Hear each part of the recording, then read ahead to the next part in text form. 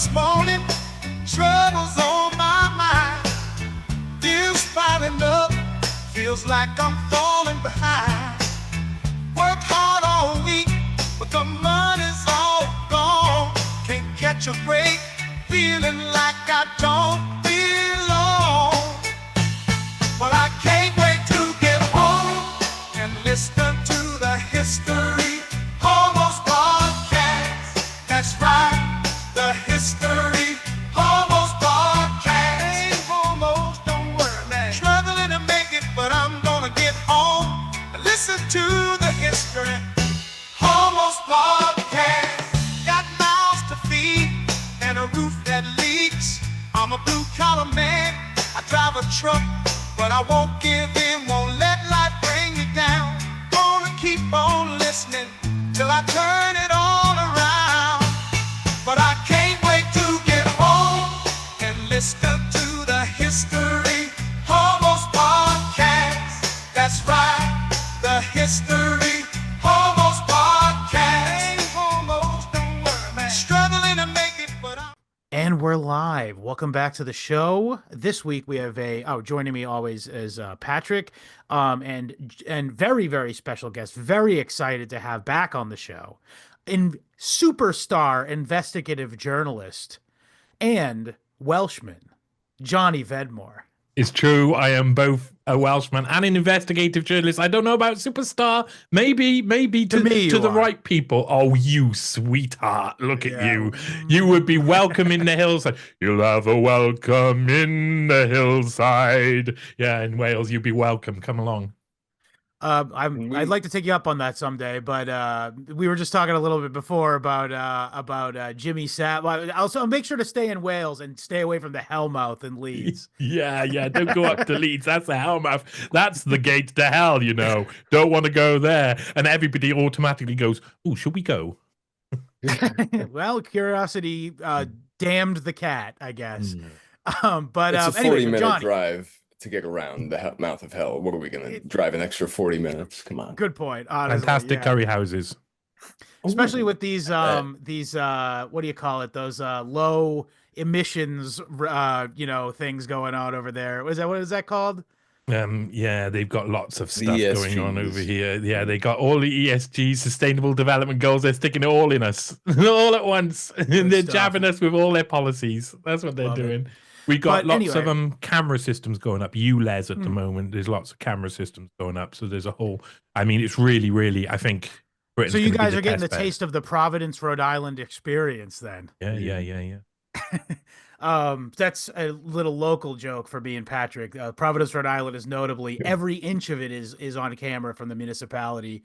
And I think they do have a connecting to tonight's topic. Of course, I do believe they are one of the cities that have a like a preemptive bid on Carbine 911 in the future. I'm into that, but be careful. You'll only get your show censored.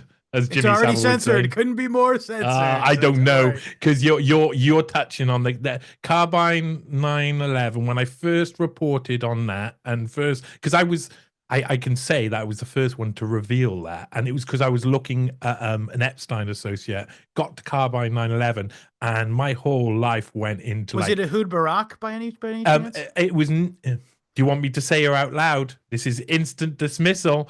Okay, Nicole, go on. Oh. Wait, was it the lady that I got an email from? Maybe it would be one of her many legal teams. She's a very powerful lady. Her husband is one of the Knights of Malta type. So. Oh, is this the Wojcicki's though? We're talking. No. If you want me to say her name, I'll say it out loud. Do it. Whatever. What are we gonna lose? Her name is Nicole Junkerman.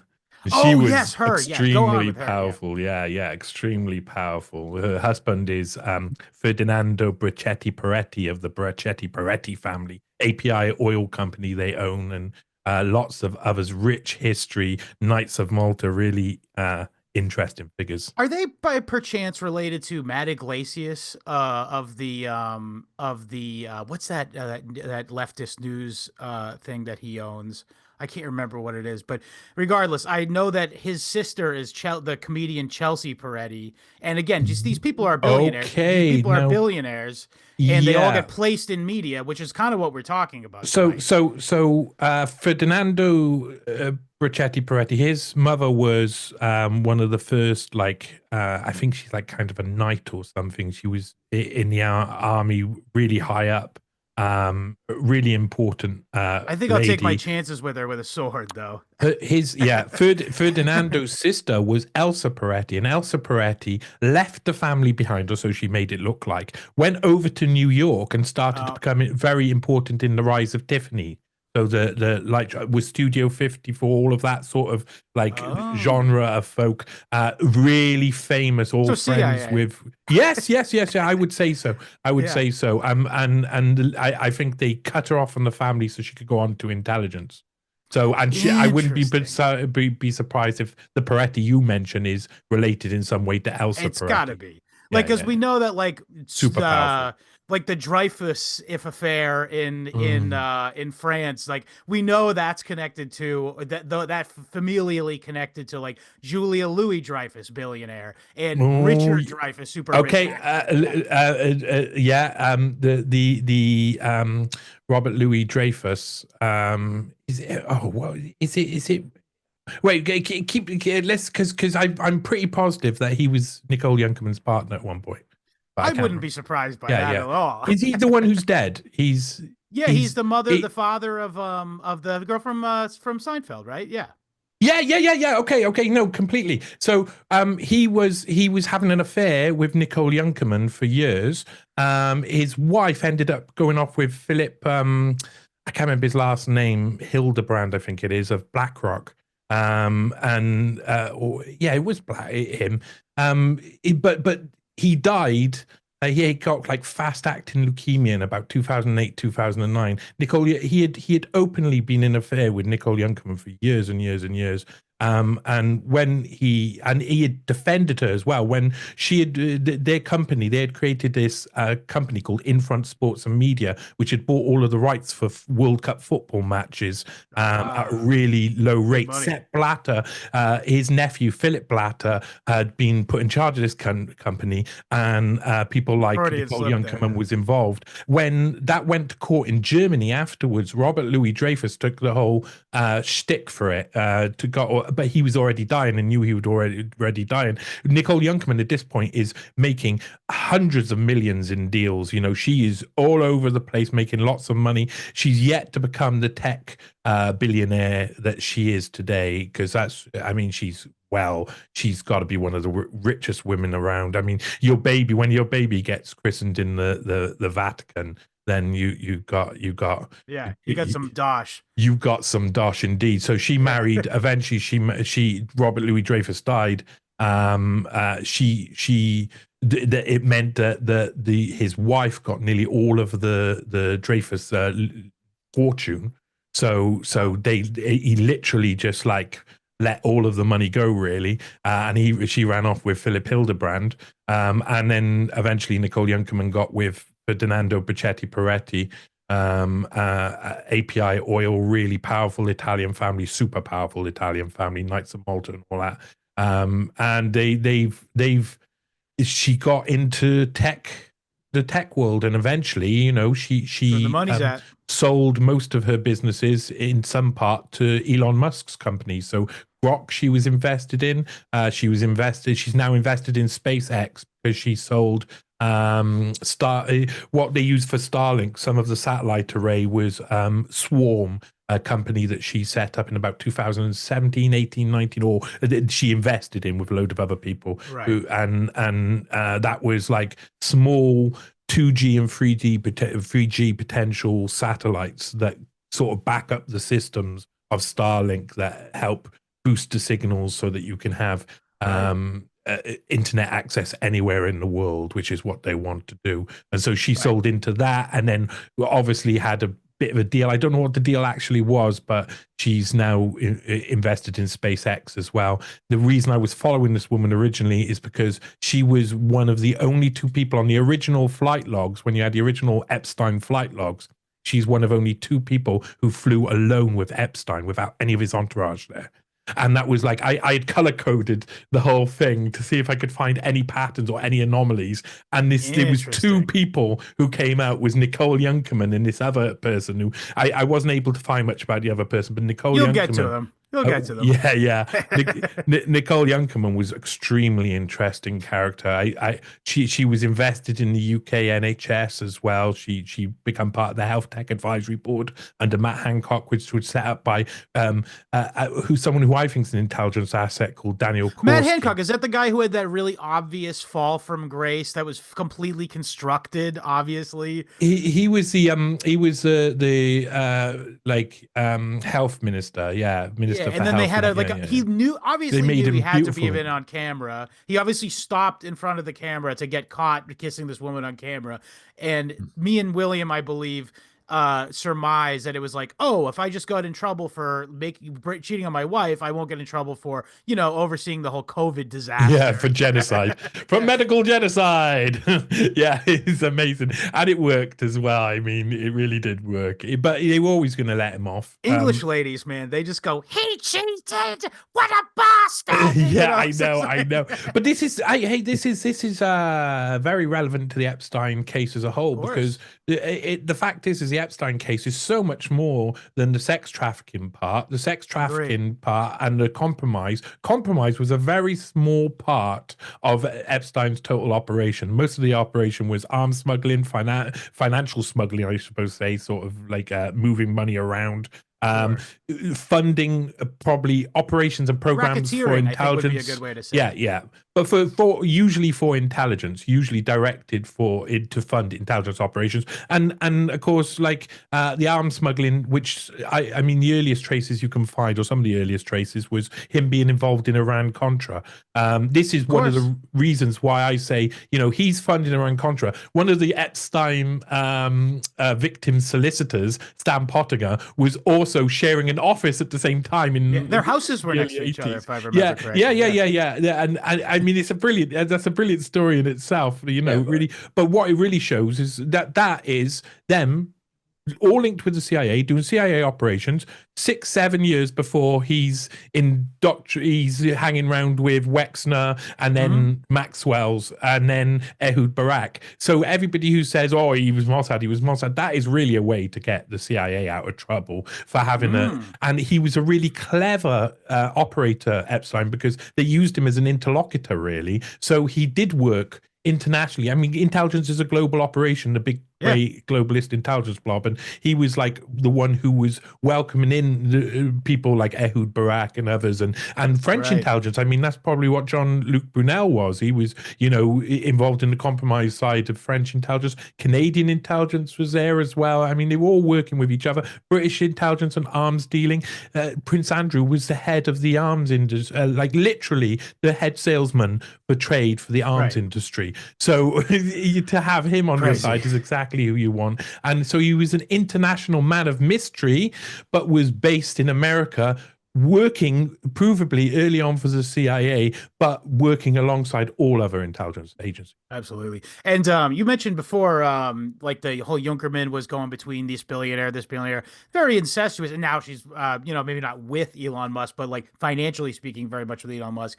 But it really just also reminds me of this, this whole group is immensely incestuous. If I'm not mistaken, you can correct me if I'm wrong here. Sergey Brin, the guy from Google, he was married to both Wojcicki sisters at one point, or he dated one and then married the other. They all hung in very much the same circles, because it's really small circles. So you've got it's 10 people. The one Wojcicki, is it Anne Wojcicki, who was head of 23andMe and then went on to be head of Susan YouTube is the YouTube one. Susan is the one. Oh, right, okay. Yeah. Well, I thought it must be Susan Wojcicki, because she moved from 23andMe and eventually went. I think you're right on with that. Yeah. She was. The only reason I remember this quite freshly is her because son just died of a fucking fentanyl overdose or something, right? Not a surprise. Not a surprise. Well, but she was I'm not part surprised. of the Edge. I'm from Massachusetts, dude. It's part of daily life. She was part of Edge. So she was part of the Edge Foundation. And when I was looking at when I was doing the Musk Epstein article, she was at all of the same meetings, the parties, the billionaires' dinners, even more. She was well involved, and so was Sergey Brin. So was so Salah Kamanga, who was running YouTube, was part of it, and then afterwards he gets replaced by her, and she's also part of it as well. All of these heads were all running in the same units and running in the same crowd, and they're all like sleeping with each other, of course, because we're humans. That's the only thing I can forgive, consensual sex is something that I can go for it, gang, do it. We want to encourage more of that amongst you billionaires, because you've got a problem. I suppose if they get their energy out that way and not on the international flights. Precisely. Consensual sex all the way. Well done, gang. You're doing well, and we're proud of you. You're winning me over. I'm normally a prude, so. Unfortunately, that's proven too boring for them, and they've gotten to where they can't help but conceive babies in the desert under, the most supernatural of circumstances. So, they'd be Johnny, crazy. The thing that really, I just got a full confession here. Like, the past 2 days, I've been looking into specifically the article you just referenced, the Elon Musk Epstein one, the Edge Foundation one. I feel like I'm having a full schizo meltdown basically about this, because just 2 weeks ago, Patrick and I started in on a series, kind of a loose series, but it was the first of our looks into the connection between Joe Rogan, Elon Musk, and the Esalen Institute. And I mentioned to you, so I picked up your article on Sunday, and I started reading that, and then I immediately scroll down, and one of the first names that jumps off the screen at me is John Brockman. And I go, John Brockman, where do I know this guy from? John Brockman. And then I go straight to YouTube. I go to this documentary from 2003 made by Lutz Dambeck, a documentary called Das Netz in German. In English, it's called The Net. And I scrolled to the 13 or 14 minute and paused, and there's John Brockman with his nice little chyron under his name, under his face to say, yep, that's him. Yeah. And I reviewed the movie last night, and I nearly shit my pants when I saw this guy pick up a piece of paper that says Esalen program, and he goes, balls out. Yeah, and he goes on camera and Mike, he goes, and there's a real connection between this and what we were doing with the Cinematheque, et cetera, and which would later on, as you know, go on to become the Edge Foundation. So, and this really started making me skits out, because that wording is immensely similar to Patrick. You will recall in our previous investigation, the in the Psy-War paper, which is published by Michael Aquino, notably, who is from the Franklin scandal. He's the colonel from Who Took Johnny, for those on the outside of it. And he had said very, very eerily similarly that what he did with the Psy-War paper was a direct consequence of what they were doing at Esalen. And it's just too much for me, man. I'm just losing it. I feel like I lost 10 sanity points right there when I heard the same thing twice. It's unbelievable, the connections, the way John Brockman was a special character because he was so balls out. He had been, he had been given a book called Cybernetics very early on. Now, and that's about information theory, and that's pretty easy to understand. I haven't read the book in full, but I've check out the Wikipedia page. I get what it's about. Yeah. So basically, written by Wiener. But the important thing is that information has influence. Information has influence, and that's really where Brockman started he realized that very early on, and he was the central focus for a lot of these guys who were of that ilk, of the Esalen Institute ilk, who were just really, really interested in making the next society, the society afterwards, whatever we're going to look like afterwards. And I rail a lot of the time about how we don't really understand and we don't look into the future enough. If we look into the future, we can see kind of what's coming. But then when you do, there's so many questions, so much panic that people kind of revert to the here and now or the past to and try looking back too, especially. and they can't see how quickly it's approaching, and they can't see when it's already upon us. And age has a factor into that. You get older, and your whole like the way you feel about things changes over that time. So you've got this very small window together where these things have a massive effect, true. and there's a build-up effect. So it's hard for people, really hard for people to see into the future, to look into the future. John Brockman was all about looking into the future, and he could see the future, but he could see the route to the future as well, which not many people could. I think Jeffrey Epstein was of that ilk too. They were able not only see where they were then, they could see the near future, and they could see what questions that opened up and start trying to answer those questions. So things like Esalen Institute, things like Edge Edge Foundation, the things about these sort of institutes, they're the people who believe, okay, if I follow this path of logic, that's where it's going to lead us. And so they try and manipulate and influence that future. And they did such a really good job of that with a really good job, because the course that Elon Musk was involved in that was central to that article, that was like a 6-part course which had the heads, like the top guys, only the top guys of the biggest social media platforms. The technocrats need me. I'm the technocrats' top guy. The information, the people who are the ones who are in control of the levers of information, which are indistinguishable now from the levers of power.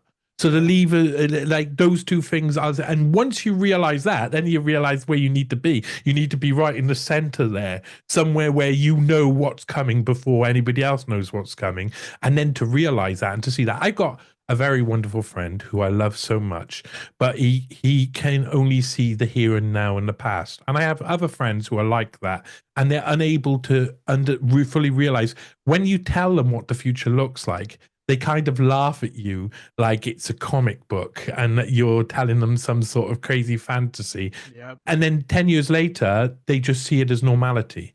And it's there's this gradual push towards, they never see it. The ability to realize what the future looks like is only in the handful of a very small amount of people. And then what they do with it, I mean, it all depends. It's a lot of people are trying to expose what negative futures other people are trying to build, but there's a lack of suggestions of what we should do otherwise as well. Yeah, I think you really hit on something there where you said like it's a certain age thing, because like you said before, like as you get older, you start to get to this sort of more contemplative, or you're sort of alluding that you get sort of more contemplative manner, and you like sort of have like a tendency to look back. But I think that's also true of young people too. Like first of all, young people are consumed with trying to get pussy, like that's obviously a thing. And then the other thing is just young people too, they don't have like a stake in the world yet, so it's very hard for you to. It's a tendency to be nihilistic, particularly in our like our specific media megaplex, if you will. It's very easily to slip into the cracks of nihilism, and particularly, by the way, in the light of the fact that our culture is being created wholesale at any given moment by these opinion makers, and they act as if it's all organic. Like we were just talking about a couple weeks ago with that Joe Rogan episode. You mentioned before 23andMe. The first time I ever heard about 23andMe, where was it? Joe Rogan's podcast. He wasn't doing a paid ad, to my knowledge, but I heard about it, and then slowly it trickled. I of course, balked at it originally, being like, well, I don't want to give I'm like you. I don't want to give my DNA to the government, basically. But lo and behold, these ideas, they enter people's brains from things like Joe Rogan podcast and shit like that, and then it ends up becoming your friends who are the most normie end up going from like a 6-pack with the guys in the alley kind of attitude to being like, yeah, I'm trying mushrooms now, I'm trying DMT, I'm getting in a float tank, and it's all from Joe Rogan. Okay, so there's two things. There's something that I've only just discussed. I'm not even sure I should say it out loud. And if I do say it out loud, if someone was to write and investigate this and write an article about it, it would become a bombshell article that would be fantastic and would make people's minds go mad. Let's start off with, though, the first point. I go back in time to when COVID began, yeah? And I was writing. I had just the year before, in 2019, just before it's going to be released from a lab, I'm writing about Junkermann and doing that. And my life kind of changed. My focus changed. Suddenly people come into my life who were like, oh, you've got to write about this, or can you write? And my life changed in many different ways. I mean, really. Sure. Fundamentally it was a life-changing moment for the whole world, frankly. Yeah, but it's not. It wasn't only COVID. It was the fact that I had started to focus in on intelligence, and before I had been writing articles trying to understand why the government had allowed certain scandals to happen, why things had been allowed to happen, and the conclusion was always come back to some form of intelligence link. So it made me realize, okay, once I see something like that, and I went to the Epstein case, and I kind of knew the day before I released the Junkermann article that it was going to be a real, it was going to be a change for me, that I was putting a risk. I was risking this. This was a risky biscuit.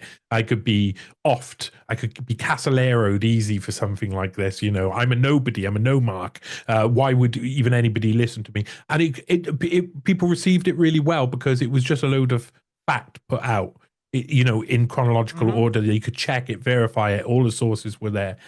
And like this, when it got into COVID, I was already investigating by this point the Health Tech Advisory Board, the links to health tech, what would come in the past, and I was starting to look at these at people who would be involved with COVID later on. And I was coming across them already. And once it started, I was watching it from the off like a hawk. When I started to see what we saw in China happen, and it was like trying to work out what the information. That seemed fake. Just keep going. Yeah, I just had to say that. Yeah. Yeah, no, most definitely. But it's like I related to this. When I in about 1998 it was, I think, when Eminem's first album come out in the give charts, or take, yeah. It was about 1998, and it came out, and I watched American MTV all the time, so I heard it over and over again, and I was just like into it straight away.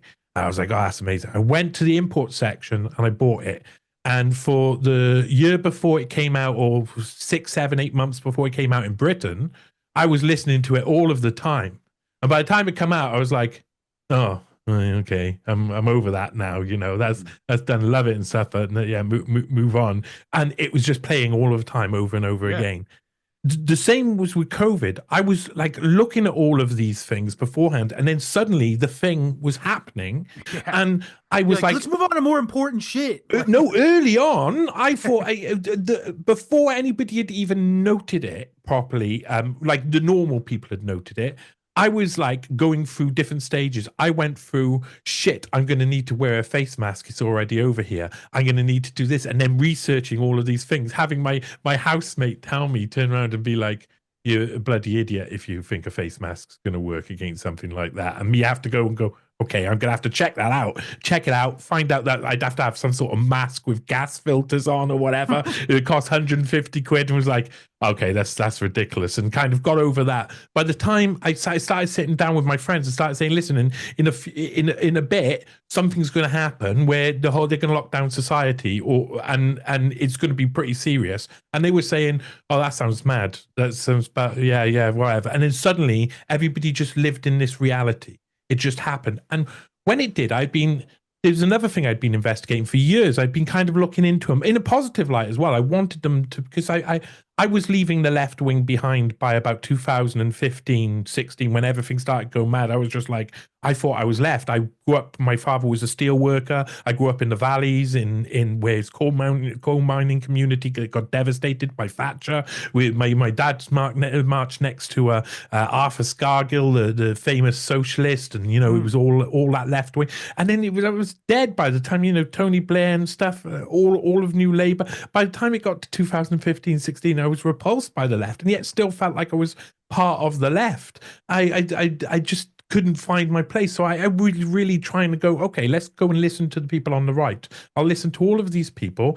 The people I detest the most, by over the next few years, I'd be listening to Ben Shapiro every day, walking to work, going, "Oh sorry. My God, like, oh yeah, it was awful." But what I did is I learned how he uses logical fallacies. I learned how he argues his point. I learned how that 96% of everything he did, I always said 96%, was whataboutism. That's basically what he uses for every single argument. It's really basic. He goes up against children. I really like this dark enlightenment guys, these Jordan B. Peterson, stuff like that, because they were talking about stuff that seemed different from the rest of the narrative, and a lot of it was sensible. But I realized it was constructed now. It's like the trans debate, the trans chaos, that was all constructed to insert these exact people as being seen as the most logical people who can tell you how to live your life. Now, at the same time, I wrote an article about it.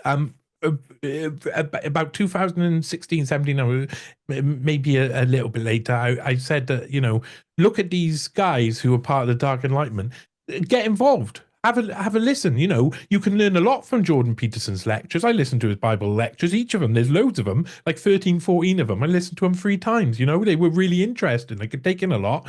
So listen to the other side and see what you can find in there. I'm really optimistic, kind of still with that kind of like a left-wing rainbow type of view over to what the world was really like. And then I started to investigate. Eric Weinstein turned up. And I started to investigate Eric Weinstein. And Brett was the one that I thought was very planted. I thought Brett was but Brett comes across purposely as a little sweetheart. He's a little sweetheart. What a lovely guy, isn't he? Gentle and lovely. Oh, you could relate to him, and he would always be respectful to you and invite you in your home. And as long as you take off your shoes at the door, of course, you'll be very welcome. You don't use slurs around this liberal. I liked him to an extent. There was different people in this Dark Enlightenment. You remember his introduction to the scene? Who? Yeah. Brett Weinstein. Me and Patrick were just talking about this today. With the college. I remember that was presented to me as an authentic moment in cancel culture history. Unbelievable. The story there. He's telling the story about Evergreen. He's like, and we're hiding in the office, and we're sure these people are going to come get us. And then these guys, the people they're trying to drag, they're like trans 76 IQ LGBTQ plus whatever community are running a horde across Evergreen, trying all of the offices, and they're going to decapitate anyone they can find. 46% of them will decapitate somebody, but it's going to be them. Yeah, they decapitate their own heads. I mean, that was ridiculous. But it was like you could get involved in it. Joe Rogan is like, sorry to harp on Joe Rogan here, but he was just like, oh my God, man, that's so crazy. I know. So we're going to get to Joe Rogan. We're getting to Joe Rogan. I promise we're getting to Joe Rogan. He talked to Brett Weinstein the way he talks to like Navy SEALs. Like, so how'd you make it out? I mean, I don't know. And you could do a lot with shaky cam, So just any red-faced Fox News dad, you show him a lot of screaming teenagers.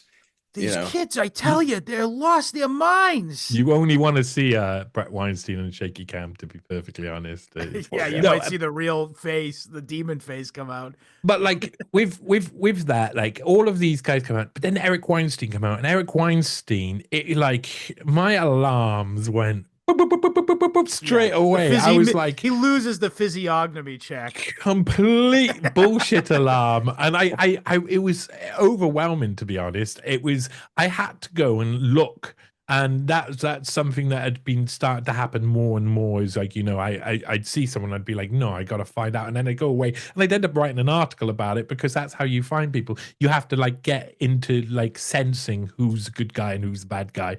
And Eric Weinstein, all the alarms went off. And I looked into his history, and I started to watch everything he was doing. Into his early life. Yeah, I looked into. I always do that, but I actually put it all away in 2019, 20. It was coming up to COVID. I was moving to Chile. I was working, writing for Unlimited Hangout, and I was starting this new life away, etc.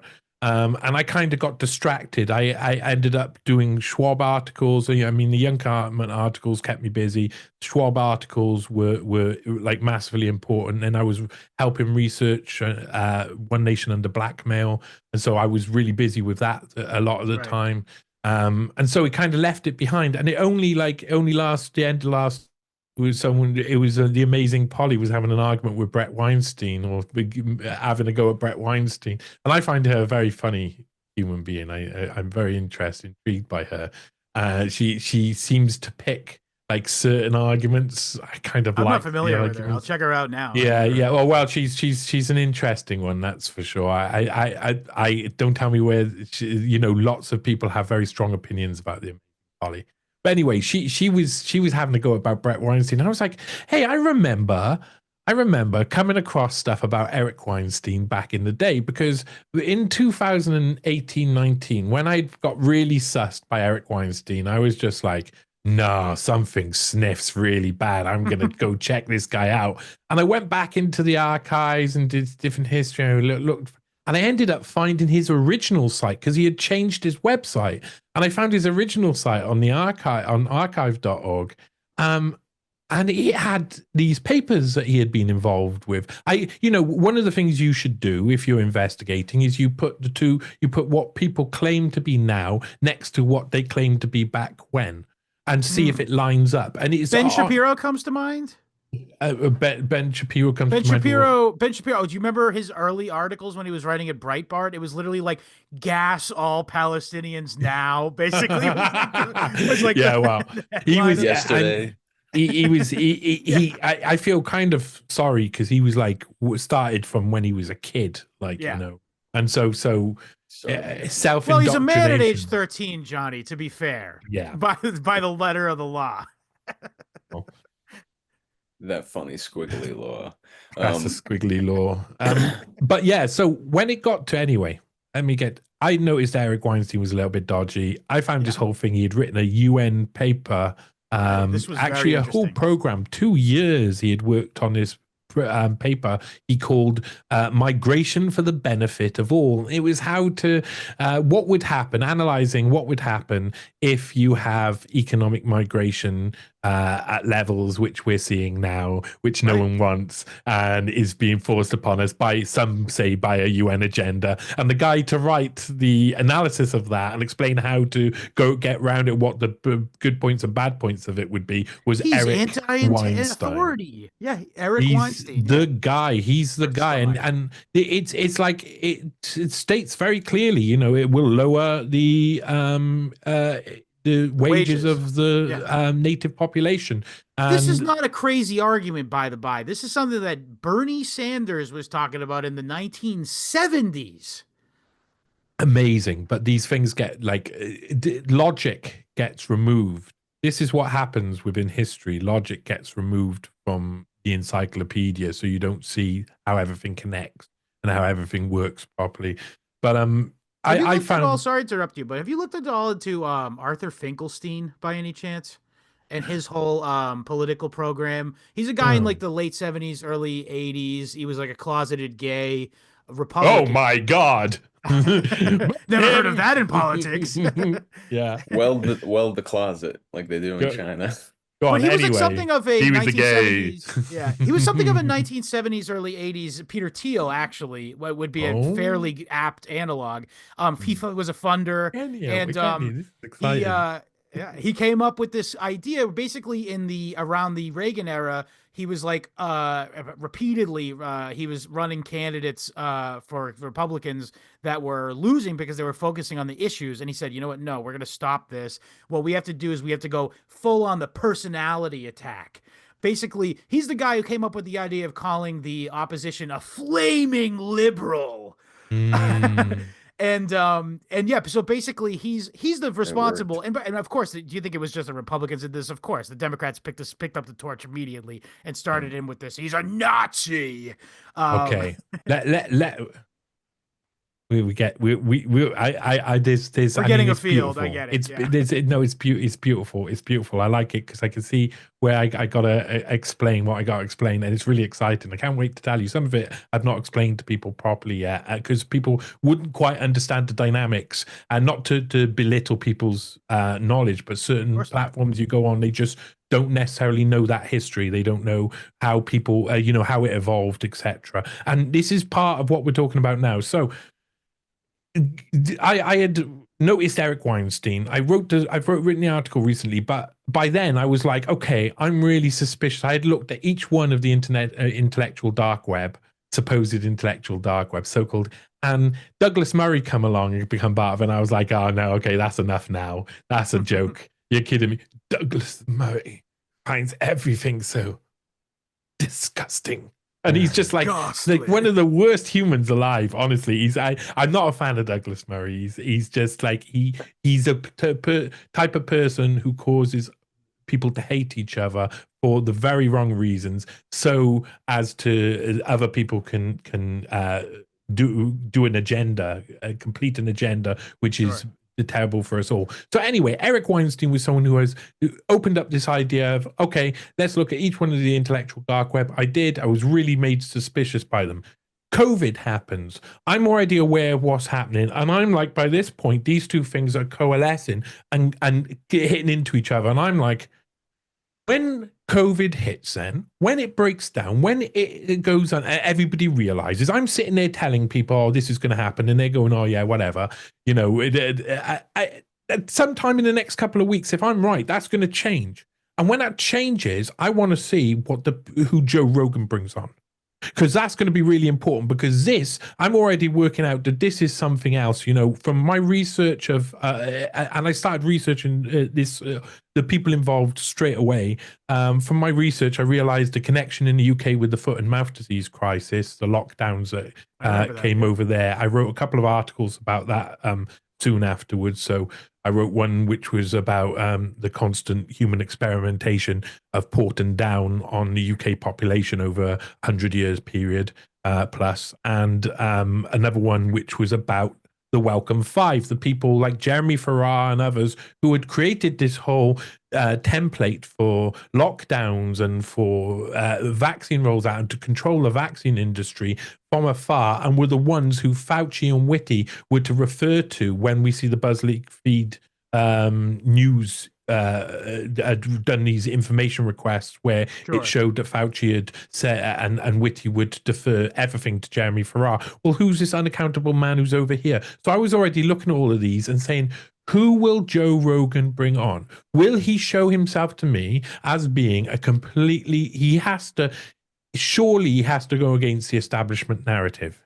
He's like opposing himself as counter to the establishment, as a potential alternative to the establishment. They are not the establishment. They're not the mainstream. So who is it he is going to bring on? And they brought on Hotez and others in the mainstream. They literally brought on people. He didn't challenge them hardly at all about anything. And basically he let them set the establishment narrative. So what, they can attack him, give him green skin later and do all of that and say, oh, look, he's the enemy. And that makes people believe that. So, but what he does is he convinces his whole audience, shepherd. He's a shepherd. Yeah. He convinces his own whole audience. There's loads of shepherds around. Now they're coalescing. This is what's so exciting. So to explain right now. So there's two things. I'm going to have to talk about Peter Thiel and the rise of Peter Thiel a little bit later. I love it. So please remind me of that. That relates to what you were just talking there with the reformation of how they wanted to use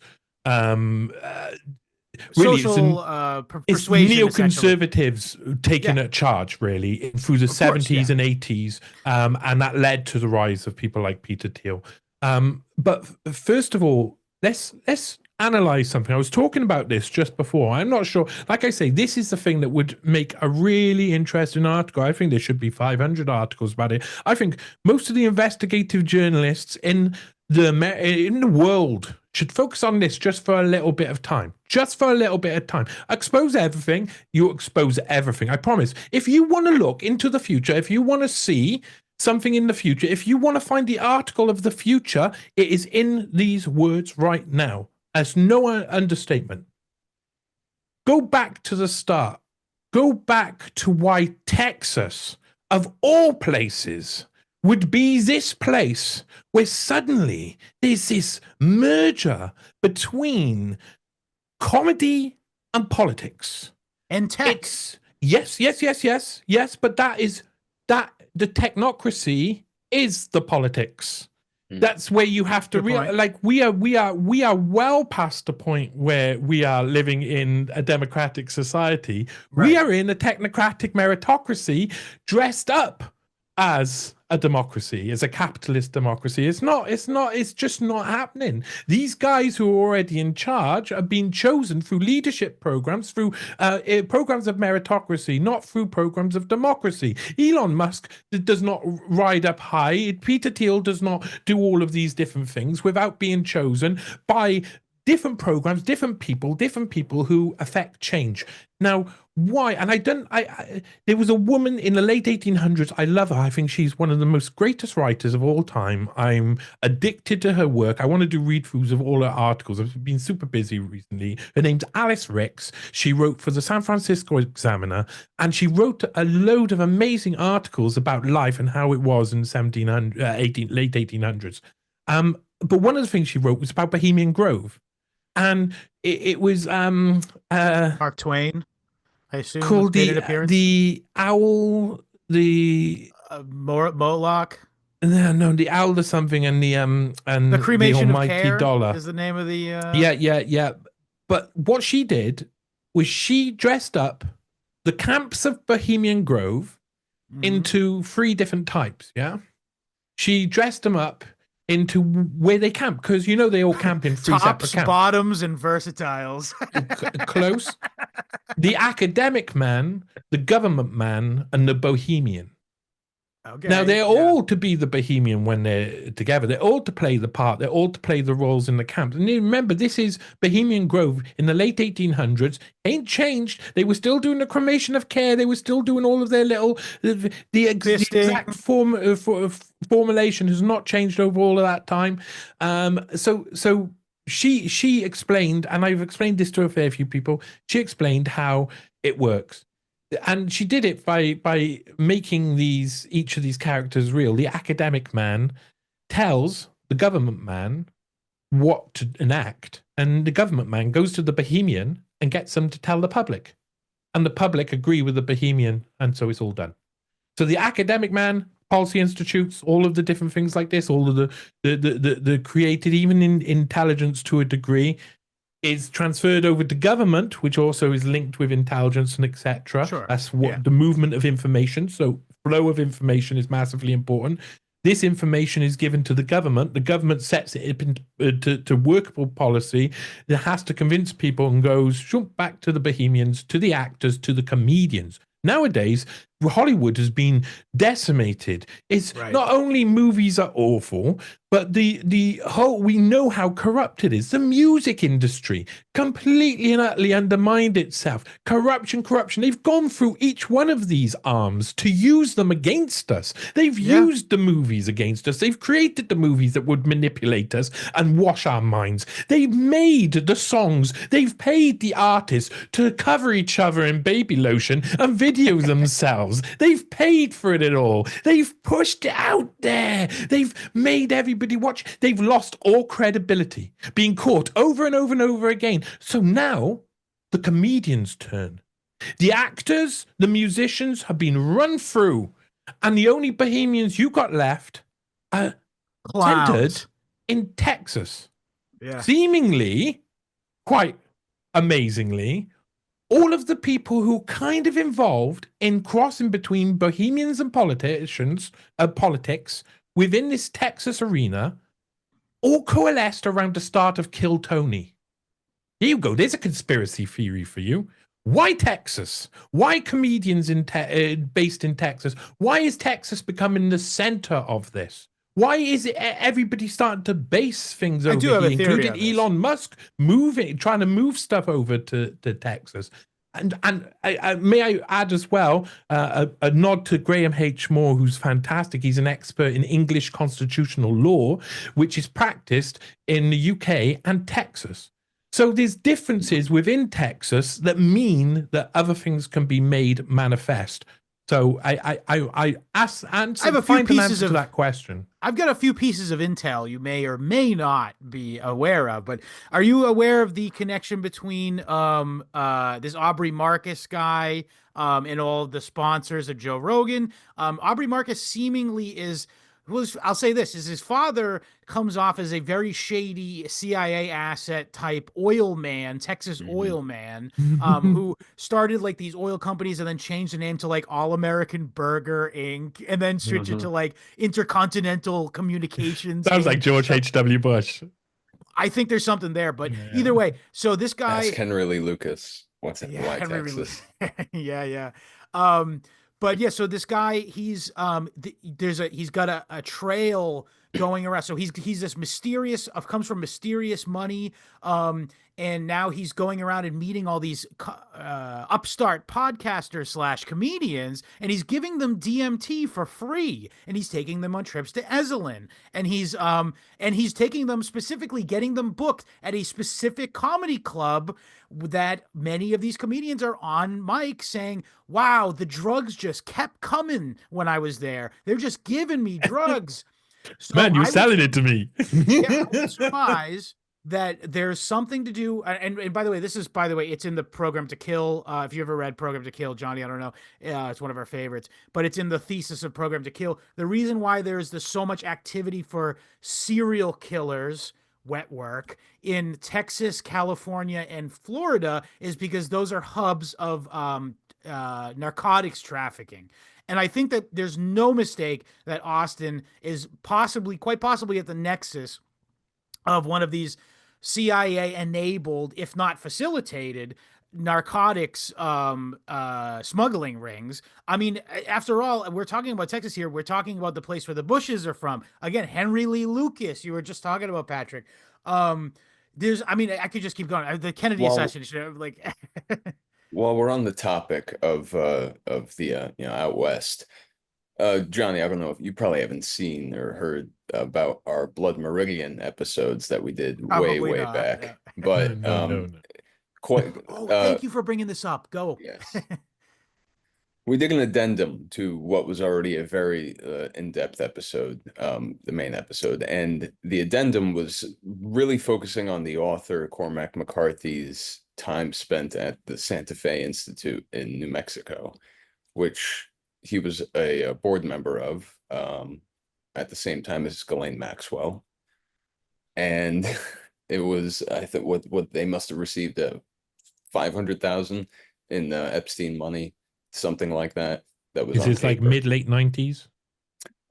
Yes, yes, that's when she came on, I believe, and he would have been on already by then, and he was even more prominent and forward-facing member, into the 2000s. So he, they were using him as a way to attract interest to it. Steven Pinker, also a edge boy, another edge, but he's like foundation NHI. So these guys, it's just too. Yeah. So, NHIs, baby. These guys can't help them. They need head immediately. Yeah. But yeah, so thank you for bringing that up. But yes, so there's a major, like, almost like, you ever see that that picture or a map rather of like all of the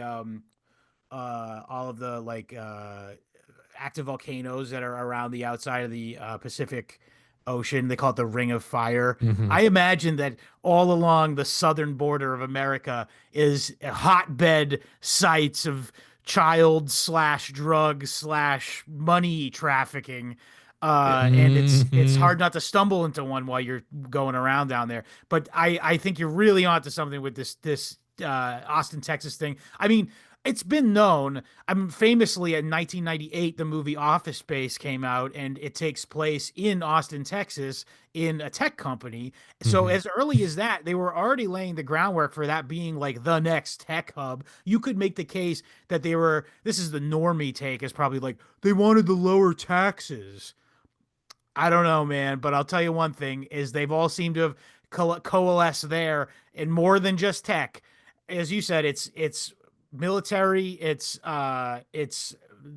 comedy, and it's all kinds of stuff going on. I think that's the massive aspect. The comedy is one of the biggest aspects of it right now. There is no doubt that if you look at like people like Shane Gillis and CIA asset Shane Gillis.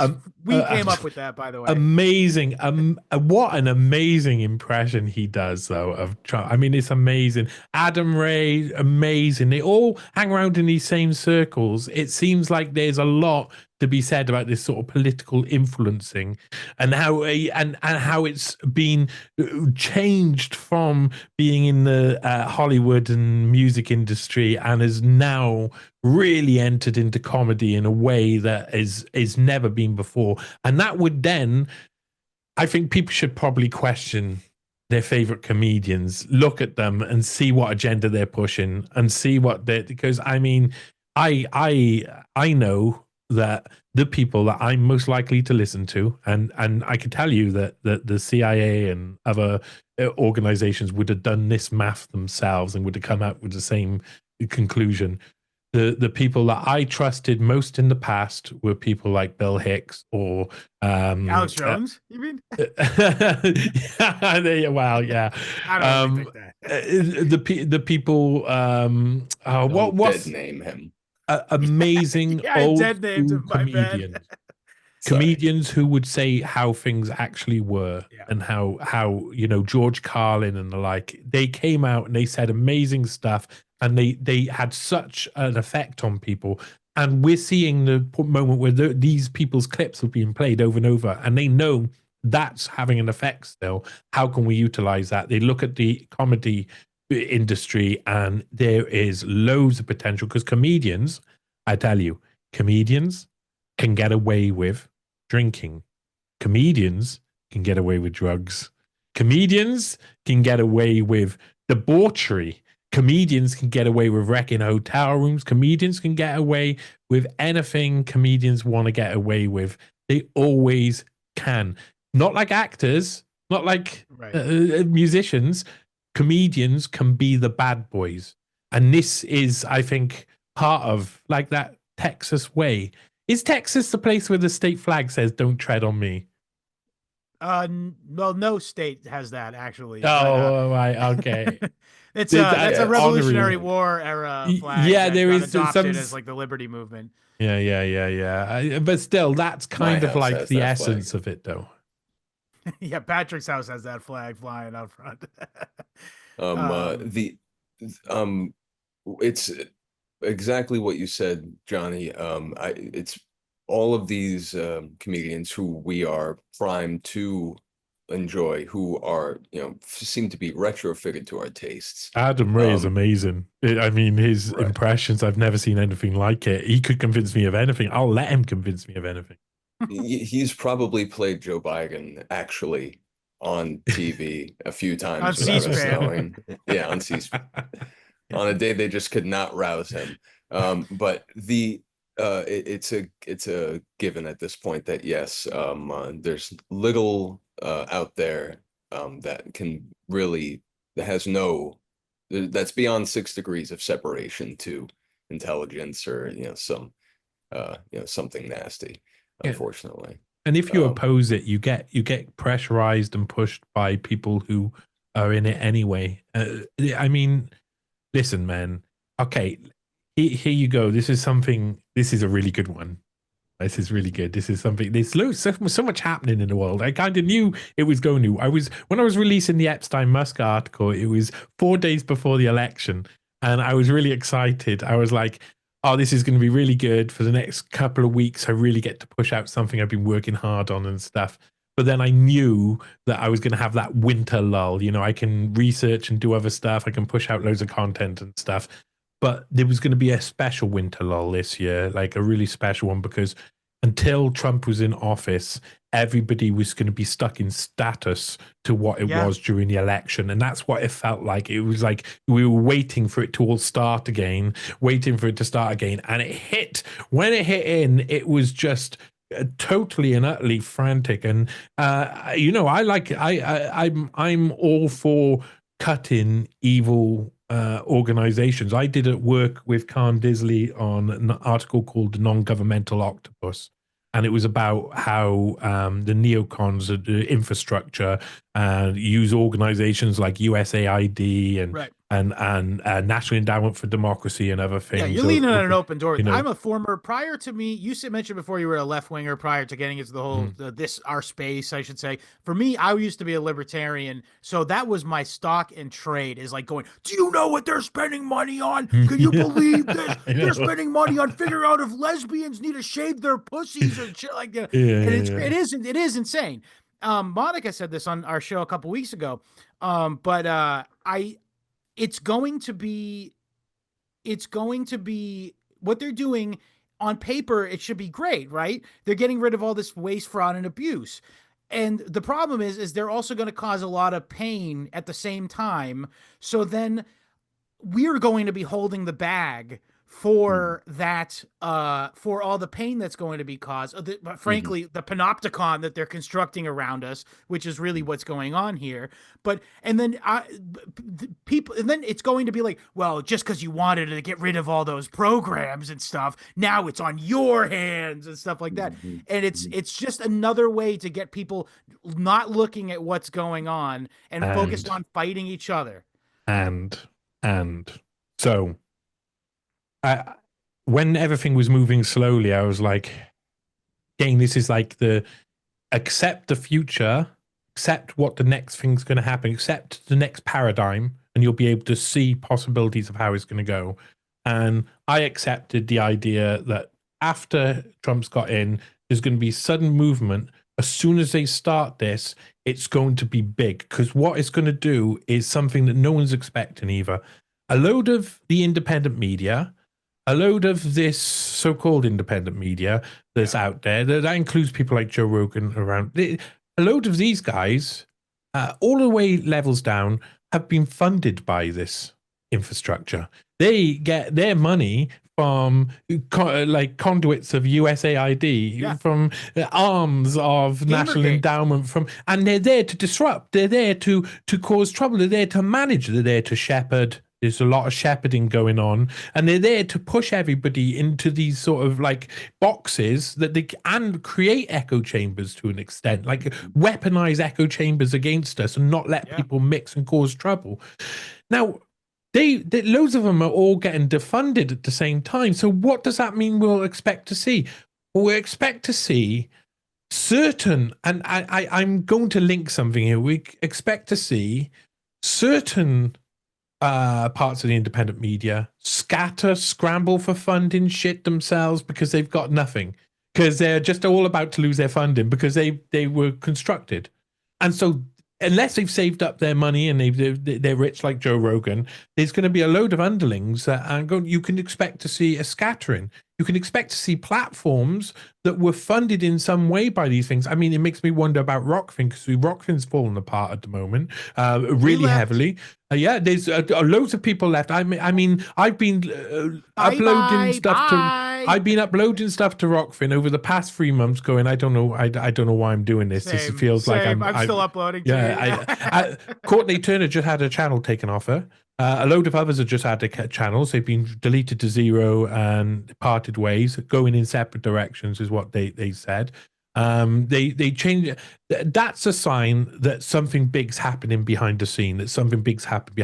I would suggest we're likely to see movements like this because funding has been cut to organizations that were awful and were intelligence linked and had been funneling their money to these news organizations, these independent media organizations. And we're going to see a scattering right now. We're going to see something crazy. I think you're right about that. Absolutely. The other thing I wanted to really get to is particularly just like the Edge group is really, really big to me. John Brockman. Again, I really recommend anyone who hasn't seen it. We've talked about it like 3 or 4 times on the show. This is my like 5th time watching it, but that Das Nets documentary, his origin story, supposedly, the way in this movie, it's unbelievable the way that he frames his origin. He goes, "So I was just sitting in the Central Park, and he playing a banjo. See, this is a story. And Jonas Mekas, just this Andy Warhol guy, just walks right up to me and says, 'Hey, I'd like you. I have no way of knowing you're an investment banker. You just look like one. But obviously you're the kind of guy I need to run my transhumanism conference, essentially.'" This is Deliverance in Brooklyn or whatever. Well, I believe it's in Manhattan, but yeah. Well, yeah. Everybody's getting anal sex. I promise you. Yeah. And so he in Das Net, literally, he was the first face that we see, really. And it's very funny. You'll find pictures of him with Warhol and Bob Dylan. And they like to publicize that around. I forget the exact phrasing, but just the way that it was put in the documentary, how she said, "I kept seeing this overlap of terminology between art and technology, and the way that in the 90s words like virtual and hyper personal computer, that Stuart Brand guy. It's amazing. This guy too. He goes, "Yeah, so I was a lieutenant in the military intelligence, and on the weekends I would go up to the West Village and I would hang out with Bob Dylan and John Brockman and all this shit. And then I left the military, and I was taking pictures of Indians, feather, not dot. And I just heard that there was this guy named Ken Kesey who had written a book with an Indian character. So I just sent him some of my photographs, and he said, 'Come on down to San Francisco. Let's travel the world in a moving MK Ultra lab.'" He didn't say this. My emphasis, mine. But it's like these guys really, really expect us to believe these insane boomer stories where it's like, "Oh, I just fell into being at the center of the CIA's MK Ultra experimentations." But that's the same with the okay. This leads us on good. Because go. Okay, so Jeff Bezos, Jeff Bezos, he had one of these stories, you know. We spent $300 on a station wagon. My family bought me. This isn't a good Jeff Bezos accent. This is about. He doesn't have a good accent. I'm gonna go all the way. We bought a $300 station wagon off the parents, and we went and we loaded it with books, and we created Amazon. And so he goes off and he creates this story, and it was written in loads of books in the noughties. He has own, they were published biography written about him, right? Yeah. So there's loads of books. He owned, because he owned Amazon. Anybody who went to him and said, "Hey, do you wanna can we write a book about you?" Well, they wrote get another book about me.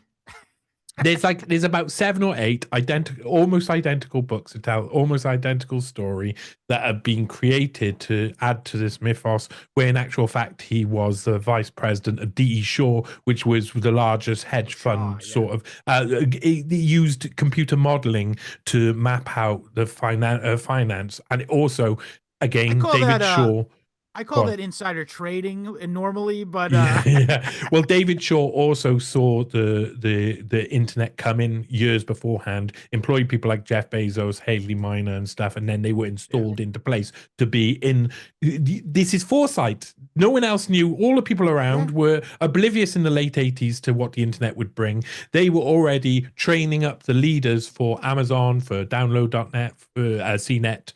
Download.com and loads of other stuff. So they're already creating that paradigm. Now, Okay, let's go back. And before you go any further, I must say this, is that it must be stated, Amazon.com, generally speaking, as far as its selling merchandise goes, operates at a loss year over year. However, yes, it is the web hosting service for the CIA, FBI, ATF, et cetera, on and on and on and on and on. They are the federal government. They're the fifth branch of the government. And Jeff Bezos is in almost every I mean, he's not just an Edge attendee. He's like an Edge grandee, you know. Yeah, he is edging it all of the time. I can officially say that out loud. And let's go back. Let's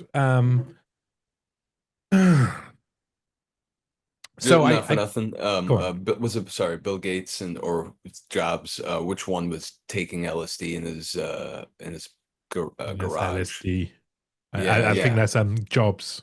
Also, the guy whose dad, you're thinking of Jobs. I thought you meant Bill Gates, whose dad was a member of the Trilateral Commission. Well, he's even Must have been hard. He's been tough. I can tell you, his great grandfather got his head chopped off by Bloody Queen Mary, so that's pretty good. Not soon enough. Not soon enough. No, it was 1553, I would think, 1553, and it was on the first day she took power. So the first thing she did was cut off Bill Gates' ancestor's head. And his brother John Gates, and John Gates' headless corpse still apparently is seen walking Beeley Abbey to this day in Essex, where he was an abbey that was taken by Mary Tudor's father, Henry VIII, off the Catholic Church. And there's a whole, I mean, it's fantastic. Anyway, let's go instead to 1967, and let's go to Ramparts magazine in America, which is, wow, they just did their job in the late 60s. They were revealing that the CIA were running all of these programs all across America. Everything that people thought was the CIA was about was not domestic. Is in its constitution not to be domestic operation. Yeah, it set up like with Gloria Steinem. It came out that she was the ship thing, right? Well, yeah, not only the ship thing. I mean, the ship with the missing. Miss Magazine was a CIA cutout, yeah. Yeah, Miss Magazine, definitely CIA cutout. But in between, she admits working for the CIA. In 1967, she's in a program where a TV program where she is one of the many, Ramparts has revealed, is working for the CIA. In the pay of the CIA is what the show is called when it goes out, and Gloria Steinem gives her excuses and says, well, the CIA ain't really bad people, actually. They're quite nice. They're like uncle, and, you know, and acts a bit like that. At the same time, Kissinger's International Seminar, which is training the leaders of the future, is being run at Harvard, CIA money. That's being outed by Ramparts magazine. Ramparts magazine go around shooting the guns all over the place, and it basically outs the entirety of the then post-World War II establishment running intelligence operations, and they had to reform really quickly. And a lot of the reformation led to the things like, okay, if we can no longer do these things and hide them and do them in America, we're going to have to do them elsewhere. So Kissinger's International Seminar is going to be the World Economic Forum, what was the European Management Symposium, then European Management Forum, and then eventually World Economic Forum, which was created by someone who had gone through Kissinger's International Seminar with mentors he received from Kissinger's International Seminar. Trilateral commissions created. You've got all of these neocon organizations being created, because at this time, the same time, mixed in with this was the rise of neoconservatism, the start of it. Irving Kristol was, Jinx. I win this one. Yeah. Irving Kristol was the grandfather of described as the grandfather of neoconservatism. Really, Trotsky is, if you want to get really down to the yeah, okay. But I mean, all of it. That's really interesting. You mentioned that, because I mean, a lot of the reason why there was differences between the communist hierarchy was due to permanent revolution. the ideas around permanent revolution. And that's something that I think the reason why the neocons fitted this stopgap really well. The establishment looked around, they said, okay, we're going to have to accept and offset the risk of all of these different organizations, foundations and stuff we need to run the New World Order. Instead of doing them hidden away here, hidden away there, we're going to have to do them more out in the open, more balls out. We're going to have to find funding streams, funding arms. It's all going to have to be complex operations, and we may as well get people like Rockefeller and the gang just out in the open. So they're creating the German Marshall Fund and stuff and things like that. They're creating Trilateral Commission. At the same time, you've got all of these other organizations coming up. By the early 1980s, there's people talking openly about, oh, you know, well, the CIA couldn't run their operations after they got exposed in the late 60s. So now we're being created so that we can go out and do the things that need to be done. Enterprise. And they're just openly talking about it. So everybody's getting, and that's what we've seen ever since. We've seen this fantastic, the neoconservatives. For people who don't understand it, it's just the left wings who are warhawks, really. And that warhawk way kind of is attached, I would say, to the idea of permanent revolution. Agreed. Within those people. So they're looking to, and perpetual limited warfare really is a take on permanent revolution as well, but it's on someone else's borders or in someone else's country. So this about destabilizations and leave behind forces. The neocons could flip between sides. They could go left, they could go right. As soon as the wind change, political wind change, they can just flip across the side, because most of them are kind of in the libertarian sphere anyway. And by the 80s, this had progressed lots and lots. And by 1985, there was a young man going to Stanford, and his name was Peter Thiel. Now, if you want to look at connections, Peter Thiel, there was already Stanford Law Review, but the Stanford Review was just being created, and Peter Thiel would be heading up that. It's a really interesting magazine, really, and what it was set up to do and who set it up, because the funding for it was Irving Kristol. Shocker. A shocker. So the neoconservatives who are causing destabilization are recruiting a very up and coming. His father had already come over to America, already been going to university. Everybody was going, oh, he's very good. And his son was known as going to be very good, and they recruited him early. And the agenda then, straight after he was involved, with Peter Thiel was involved, was introducing more neoconservative thought that would lead to more perpetual limited warfare and like around the world, and a greater emphasis to organizations that were these sort of arms of USAID and others that were pushing and attacking in Europe politically, mainly to undermine in Eastern Europe. To undermine the Soviets. And of course, that led to breakdown of the Soviet Union. Privatization, the guys, what do they call those? Those guys who owned everything. What do they call those guys? Oh, the oligarchs. The oligarchs, yeah.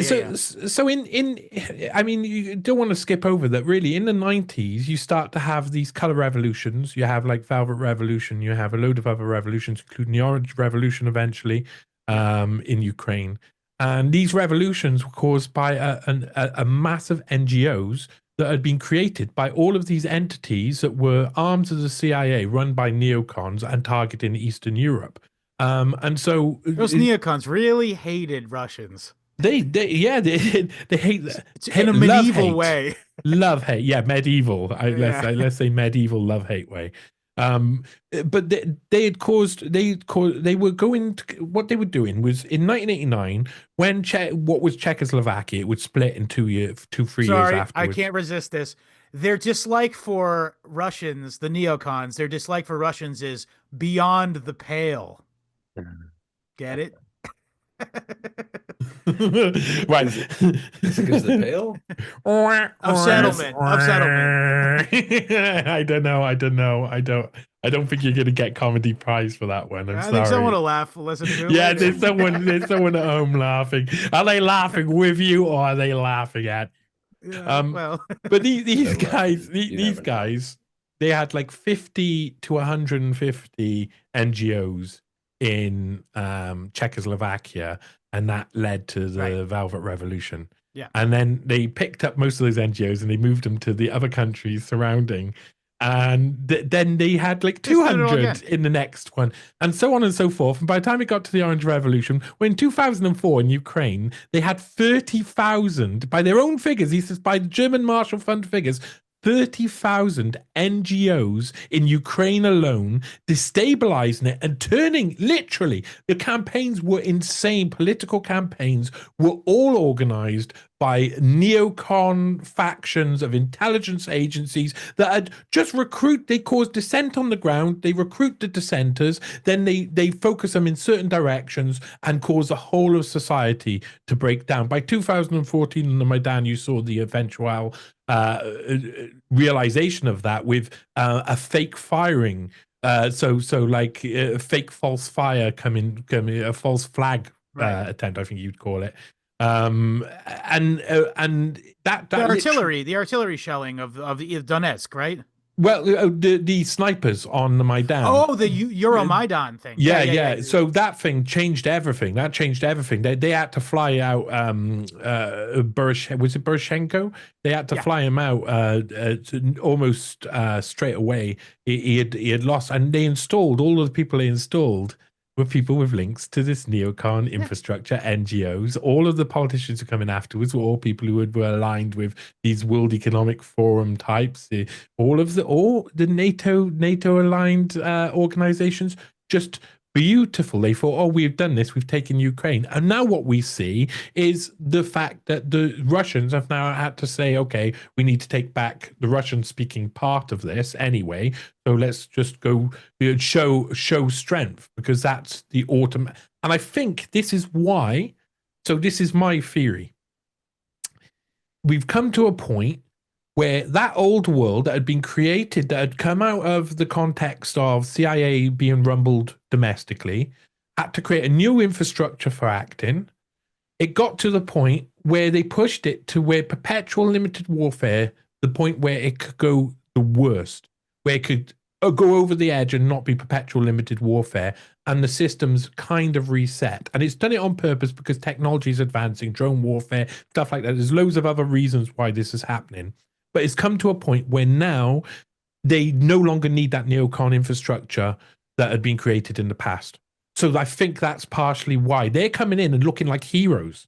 They're like, oh, look, we're going to take down USAID. Oh, look, we're going to take down all these organizations. We're going to sack everyone overnight. And they look like the heroes. But they're the exact people who have to create a different infrastructure to control, and it's a technocratic infrastructure. So all that we're seeing here isn't like heroes coming in on the back of horses saving everybody. It's like, okay, we're now going to put in new people who we're going to say don't have any responsibility at all for any of this infrastructure that needs to be destroyed. They're going to destroy it, look like they're the heroes, just like, and this is repeated with Twitter.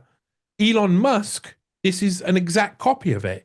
Elon Musk comes in and saves this heavily censored platform. The people who were censoring it, more censored, the people who were censoring it were the Alliance for Securing Democracy, who were working out of the German Marshall Fund, who were funded by these exact neocon arms. So what does that tell us? It means that meet the new boss, same as the old boss. Yeah. So, and he comes in and he can say, "Oh, we're different, and these guys did all of this terrible stuff."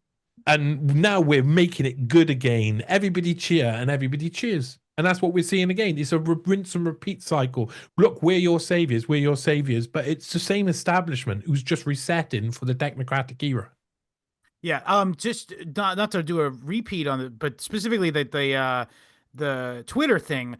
We talked about this a couple of weeks ago, but like the way that they framed that takeover by Elon Musk was very brilliant, and also I must say Joe Rogan was on point, was at point on this, because if you remember the way that they established this idea that Twitter was biased and like one-sided or whatever in the common parlance, because I mean not that many people are on Twitter as opposed to the entire population, but the amount of people that listen to Joe Rogan podcast is immensely larger than the amount of people who are on Twitter. And the way it was framed to that audience and all of its proxies where it seeps outwards from that was Tim Dim Fool comes on the show and argues with a dumb Indian lawyer lady who's clearly lying and doing a bad job. It's a real obvious pantomime job of lying lady, sitting there with Jack, and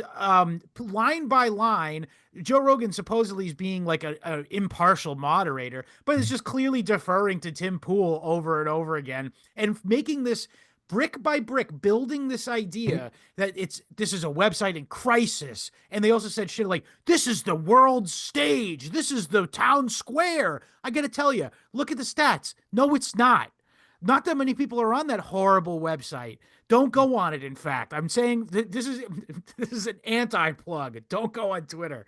But that's what I'm saying. They build these ideas up into your head, and then, oh, look who came. This guy that Joe just happens to talk about every fucking week about his new invention or his new gay little service that's going to end up being turns out to be money laundering at the end of the day. I'm looking at you, the boring company.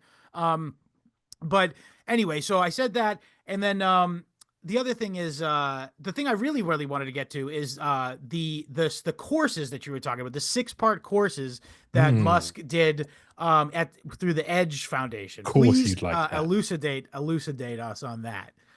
One of the things I really enjoyed. Sorry, I'm in a really wonky seat.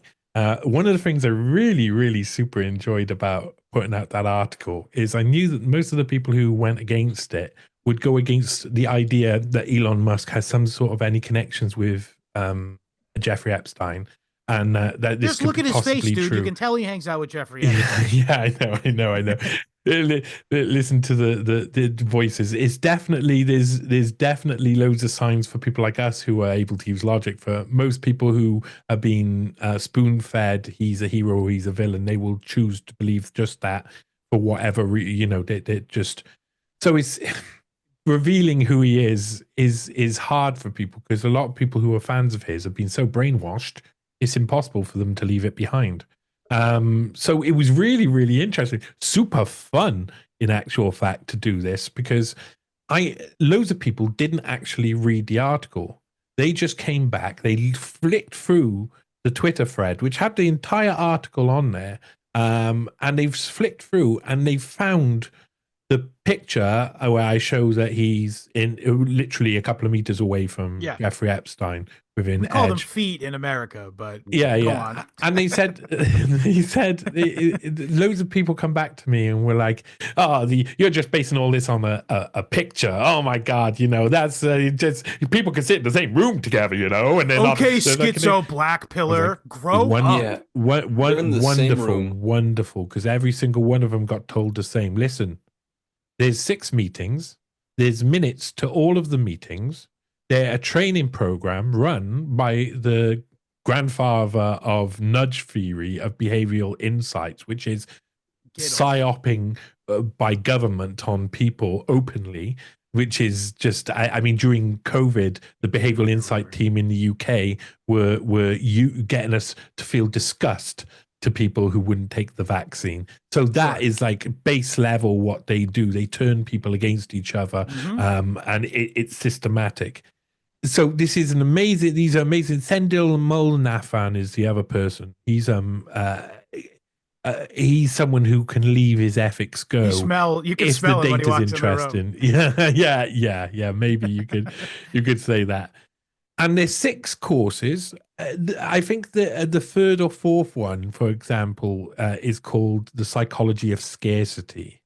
And Sendil Molnafan's like, it's really bad when people are poor. We don't want to make a society where people are poor. But, some of the psychology that's available in there is very interesting. And it is dark. There is minutes. There isn't only minutes. There's a bloody video of the person speaking to all of the people in the room for every single one of them. It's not even like, I've had to go to archive sites to find it. They're still up online on the World Wide Web.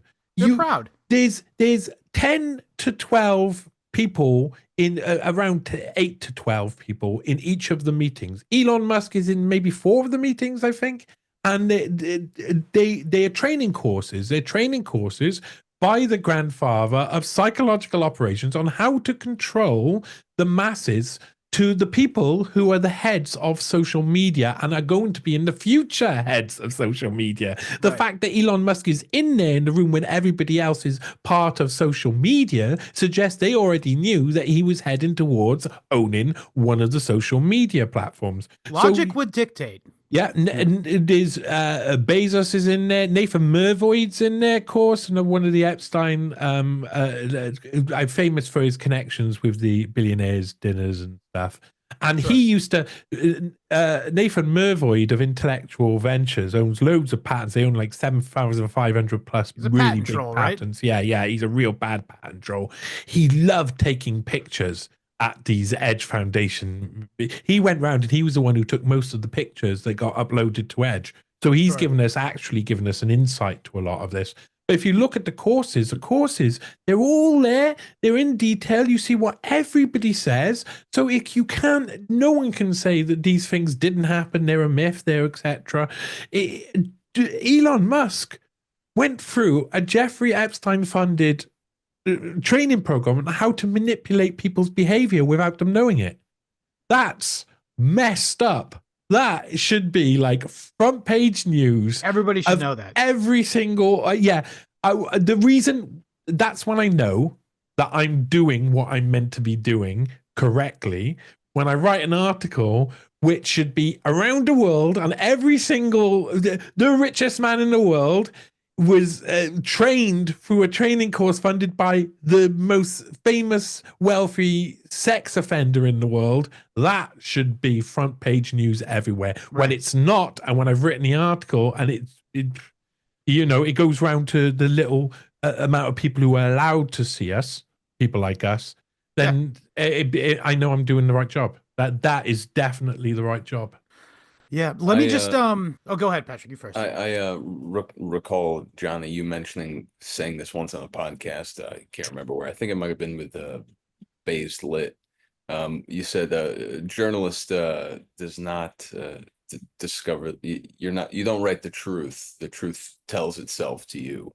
You just put down the information in chronological order. Fucking hell. I mean, really, it's called a story. It's like you write down beginning to end. Everything comes out, and all of the middle bits, all of the sentences people say, all of the intentions people had. They could, the biggest pushback you get at the end of writing things like this from fans of these people, once they've actually read it, once they've actually accepted that, like, if a big fan of Elon Musk, what I found it very interesting was some of them would come to me and they would say that. And a couple of them, and you can see this in the responses in the threads. They're still on X. You look through it, and what you've got is them saying, "Oh, you've based this on one picture," and then me saying, "Well, no, there's minutes to all the meetings." We have a paper trail, blah, blah, blah. Yeah. And they say in response to that, they say, "Oh, well, he's not a bad guy. It's not his fault. He wouldn't have known." And they look for there's always, people who are in a cult are always going to believe their cult leader is innocent. It's called Mott and Bailey argumentation, or Moat and Bailey argumentation. You have this outwards thing where it's like, oh, this is my out there. And then once you've caught me in this lie, I'll retreat to this where I'll be safe. I'll retreat to the Bailey where I'm safe. Well, at the end, no. At the end of it, what they want to do is say to you that you're doing something wrong by telling the story itself in just fact. No embellishments, Johnny. Just black and white.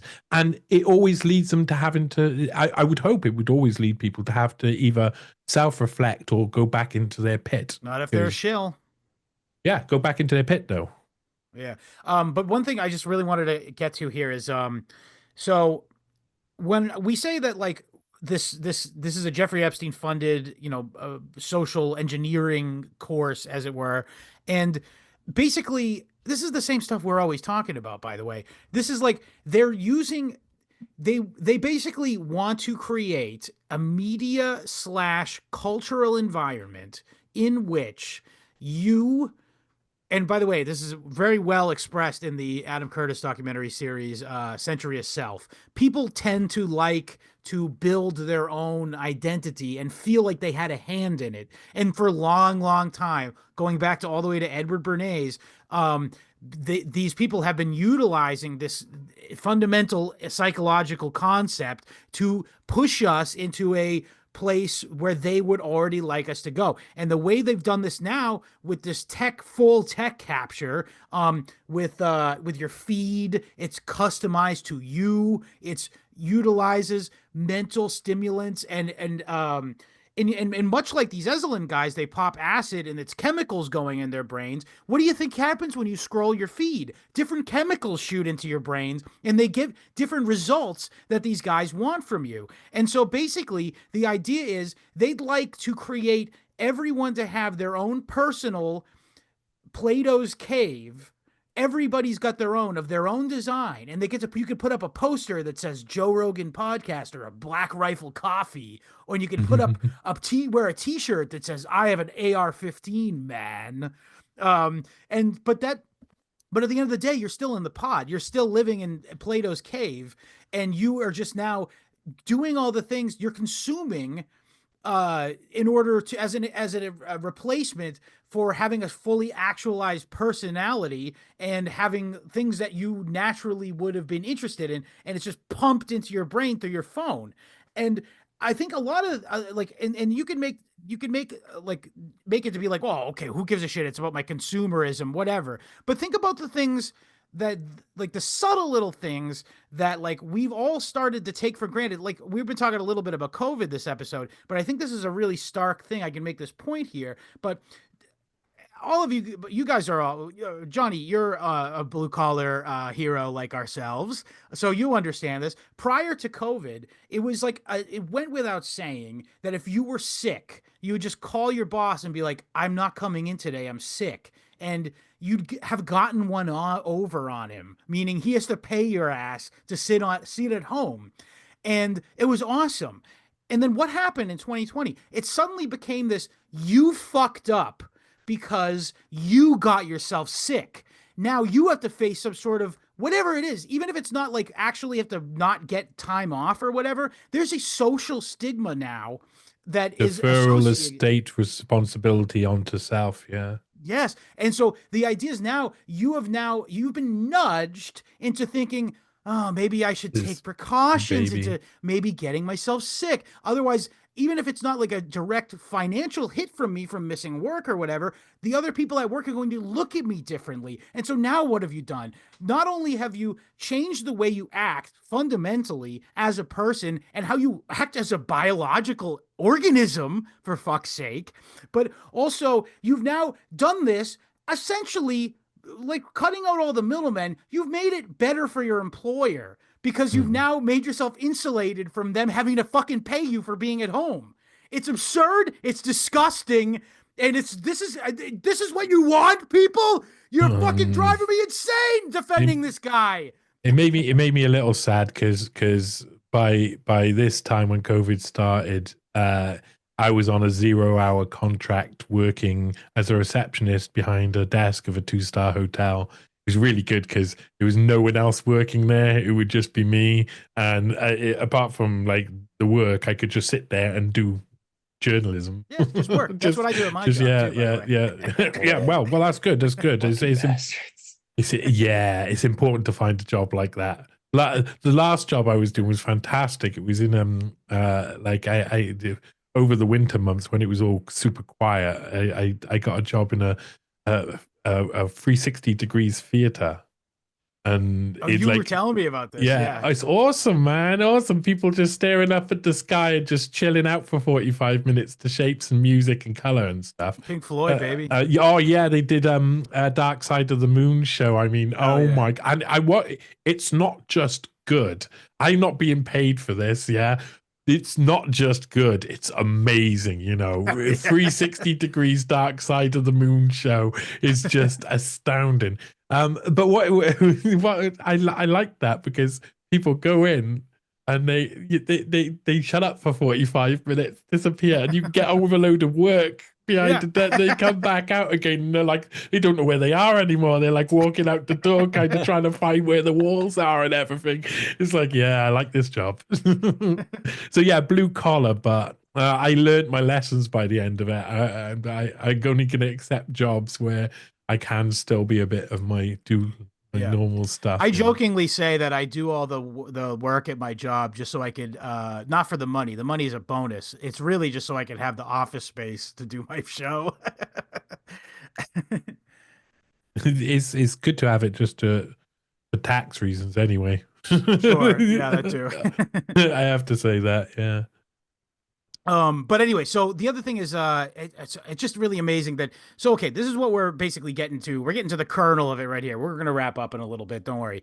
But, the kernel of it is essentially they are having you build your own customized Funko Pops prison, and they're making you think you chose to do it.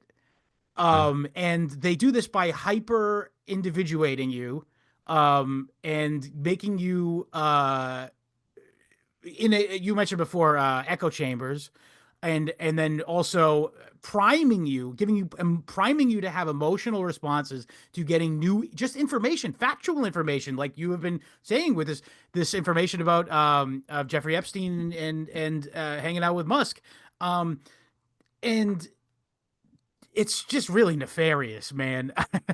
The thing is like, I'll have people be like, but Scott, there's free speech. How could you complain about what's going on Twitter? I'm like, dude, free speech. Just say something bad about Israel. It won't go anywhere. Like, there's nothing. I mean, there's a few high profile people, but they know that if they got rid of these high profile people, that means everyone would go, look. Like that scene in Invasion of the Body Snatchers, Donald Sutherland goes, you'll notice if Jake Shields gets his shit taken down, but you will not notice if the History Homos podcast doesn't get any views. And then, by the way, the other thing is, Musk says this right out in a way. He goes, you have the freedom of speech. You don't have the freedom of reach. Meaning we will actively squash you if you are doing something contrary to the plan. Can I say something that I like? One of the things that I think about freedom of reach, it's like, if you want to put it, if you want to visualize what it is, the idea of freedom of speech, freedom of reach, right? It's freedom of speech, say whatever you want. But imagine that you can say whatever you want in a room with no windows, no thick walls where no one's going to hear you. That is no longer freedom of speech. It takes away freedom to be heard. Should be really the phrase that we use, rather than freedom to everybody should be free to be heard.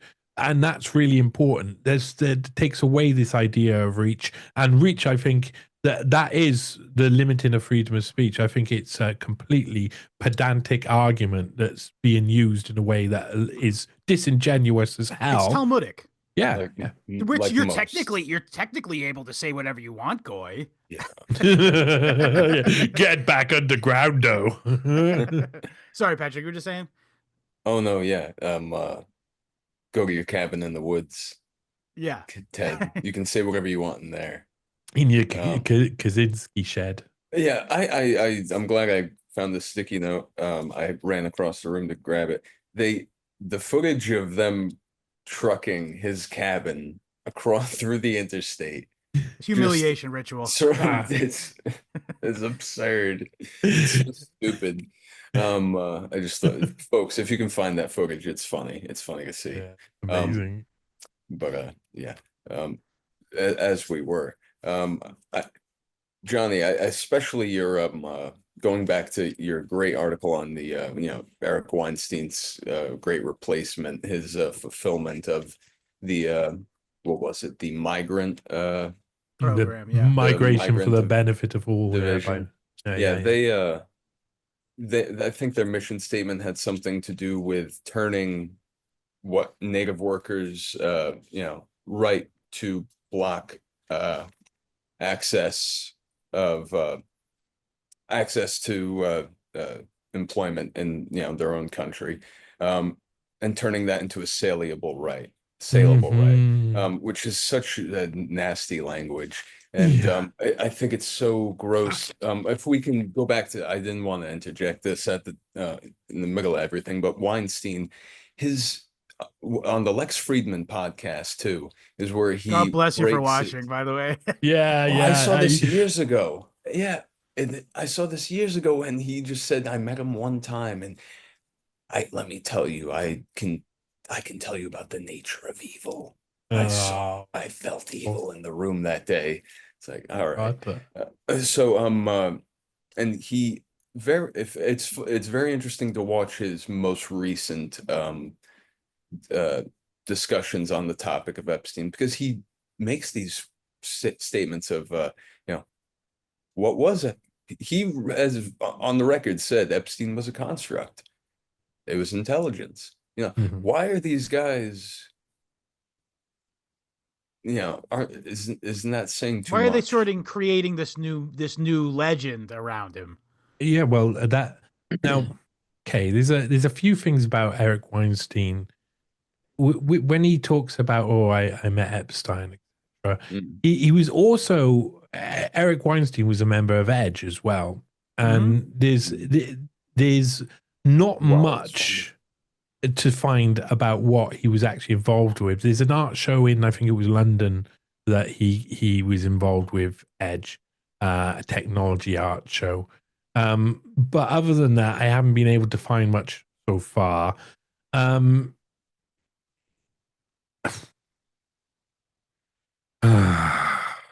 Eric Weinstein, he's a bit of a riddle for me, because I kind of like him. We had the back and forth on X. Where, you told me about this. It's quite beautiful. I don't think he is someone. He had to eventually approach it and accept that someone had written an article that exposed this. And he's very good at deflecting. He said this looks like it's come from the Hamas Gaza or Hamas Palestine side of the debate. This looks like it comes from the Whitney Webb side of the debate. This looks like it comes from the bloody blah. Like, she's my ex. So it's like he'd obviously done a bit of research. Ad hominem appeal to public sentiment. He was trying to say something. So I came right back at him and I gave him like both barrels. And he has no ability to admit when he does something wrong. He replaces his necessary apology or excuse. We all know a guy like this, by the way. Yeah.